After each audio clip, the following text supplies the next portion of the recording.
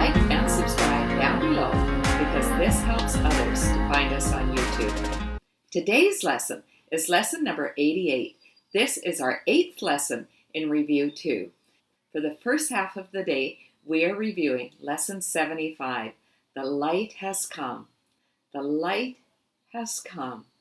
The light has come.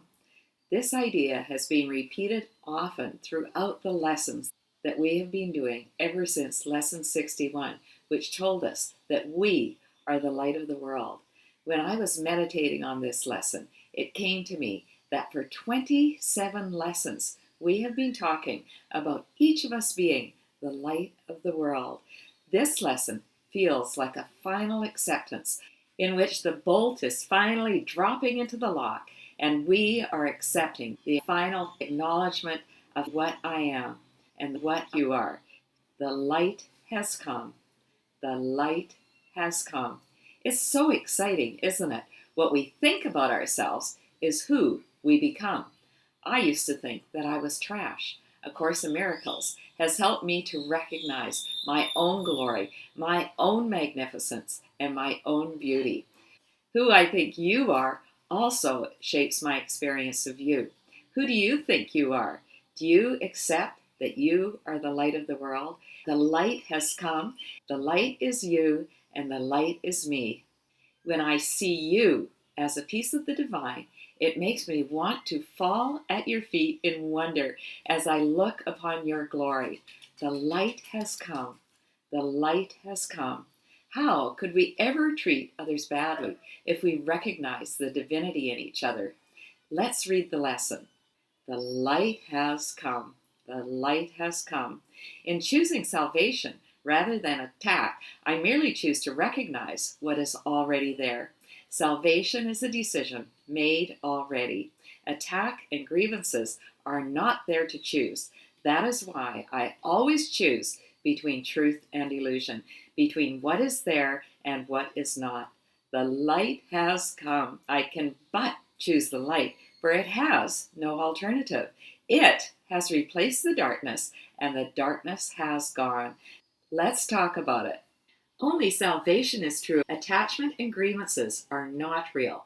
These are from the ego. They are all illusions. They are simply figments of our imagination. Our ego mind tells us that we need to attack and hold grievances in order to keep ourselves safe. The joke is on us because we are already safe. How can you hurt divinity? We're not bodies. We are energy. We are light. We are the pure essence of consciousness. We are a part of God, and God is a part of us. Our essential self, our soul, cannot be hurt. That is why I always choose between truth and illusion, between what there is and what there is not. Let us remember this, and always choose love over fear, truth over illusion, salvation over attack, light over darkness. The light has come. The light has come.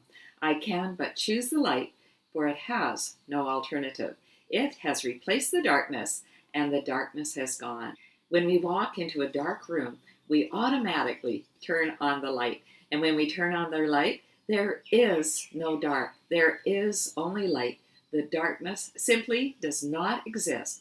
And that is true about you and me. When we wash all of the mud off of ourselves, we are pure light. And as we continue to do this work, our light shines brighter and brighter and brighter. The light has come. The light has come. Let's finish today's reading. These would prove useful forms for specific applications of this idea. This cannot show me darkness, for the light has come. The light in you is all that I would see. And then we put someone's name in there. I would see in this only what is there. We want to use these ideas every time that we come up against a difficult situation all day today. This person, place, thing, or situation cannot show me darkness, for the light has come. The light has come. The light has come. The second idea, the light in you, John, is all that I would see. The light in you, Sue, is all that I would see. The light in me, Arlene is all that I would see. That is a really great one if we start to go into any kind of ego thinking. If we're upset, if we're beating ourselves up over something that we've done or said, the light in me is all that I would see. And the third idea, I would see in this person, place, thing, or situation only what is there. The light has come. The light has come. For our afternoon practice, we are reviewing Lesson 76. Let's read the lesson. I am under no law but God's. Here is the perfect statement of my freedom. I am under no laws but God's. I am constantly tempted to make up other laws and give them power over me. I suffer only because of my belief in them. They have no real effect on me at all. I am perfectly free of the effects of all laws save God's, and His are the laws of freedoms. I am under no laws but God's. I am under no laws but God's. Let's talk about it. What is God's law? The Course tells us over and over again that God's law is love. We've been studying these lessons for almost 3 months, and have you heard anything that tells you that you must do this, or you must do that, or you must practice this way? The Course doesn't even tell us that we have to do these lessons every single day. For our own benefit, it is helpful to do the lessons every single day, and it is helpful to do the meditations as written in the book. But even if we don't, we are going to enjoy incredible benefit. There is only one law, and that law is love. This is straight out of Matthew 22, verses 37 and 38. Love the Lord your God with all your heart, soul, and mind, and love your neighbor as yourself. This is the first and greatest commandment. If we only got this out of the Course and were able to consistently live it out, it would be worth the price of admission. It is truly life-changing. I was having a conversation with my husband over breakfast this morning in which I said one of the biggest lessons that I have gotten out of the Course is to simply practice the law of love. When I practice the law of love, everything else falls into place. This is the key to happiness. I am under no law but God's. Here is the perfect statement of my freedom. I no longer have to live under the made-up laws of the ego that tell me that I have to act this way or I have to act that way. I have to dress a certain way. I have to talk a certain way in order to be accepted. These are the laws of the ego. These are the laws of the world that keep us stuck, keep us trapped, where we think that we have to do certain things or act a certain way or say certain things in order to be lovable. Under God's law, there is only one, and that law is love. As long as we run every single decision that we have to make through the law of love, and we're following that law, we are going to have an awesome life. We will be happy, joyous, and free. I am constantly tempted to make up other laws and give them power over me. I suffer only because of my belief in them. They have no real effect on me at all. Let us be aware of the temptation to be pulled back into our egoic way of thinking, to make up other laws and to give them the power over us. What kind of laws have you bought into in the past? Maybe you place some of these laws onto other people, thinking that your loved ones have to do and say the right things in order to be accepted by you. I used to think that way. I put some of these laws onto my children and onto my first husband. That's probably why he's no longer my husband.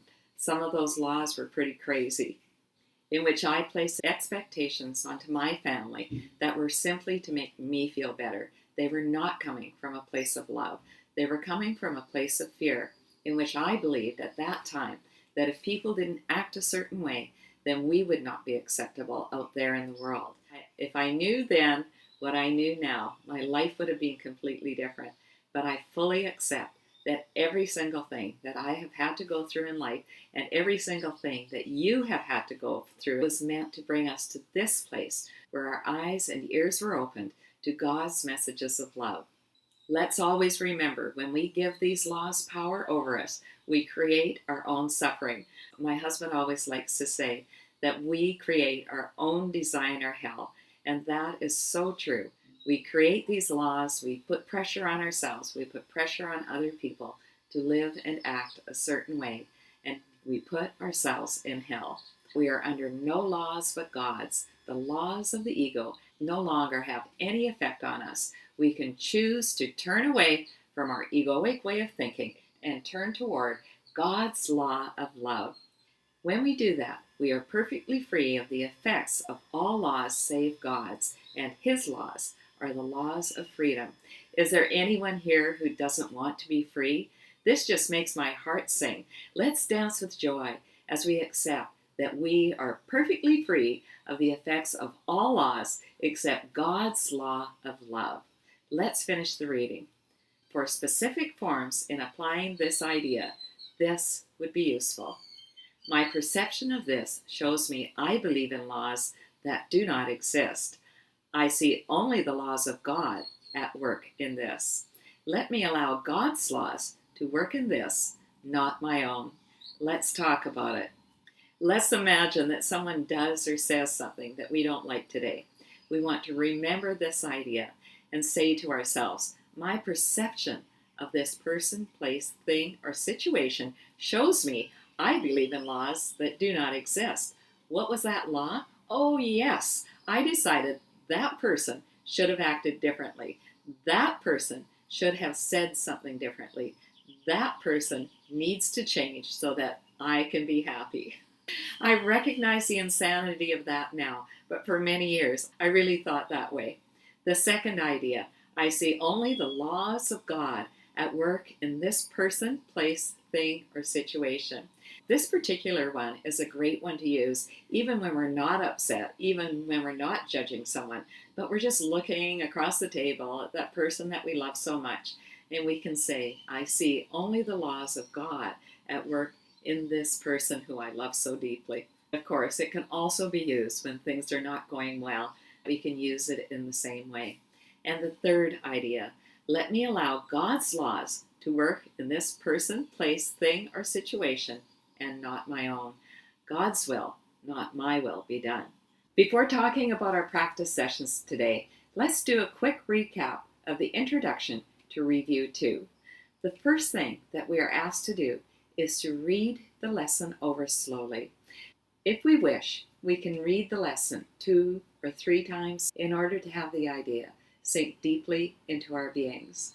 Then we are to sit in a meditation for a minimum of 15 minutes. One of the main goals of the course is learning how to hear God's voice. We are asked to listen quietly but intently. Paragraph 2, line 3 tells us to listen quietly but intently. Paragraph 3, line 2 says to be confident that we will receive it. And paragraph 3, line 4 says, do not let your attention waver in the face of distracting thoughts. We are to realize that these thoughts are meaningless and that our will to succeed has power over all fantasies and dreams. The last thing that we are reminded is that if our mind continues to wander, we can go back and repeat the idea for the day as often as we please. For the first half of the day, we want to use the idea from the review of Lesson 75. The light has come. The light has come. For the second half of the day, we want to use the ideas from the review of Lesson 76. I am under no laws but God's. Thanks so much for listening right until the end, my friends. If you enjoyed today's video, please share the love. Tell someone about these videos. Encourage them to start at Lesson 1 and only do 1 lesson a day. Are you ready for our special treat? She can barely walk, but she's got to carry that palm branch. Come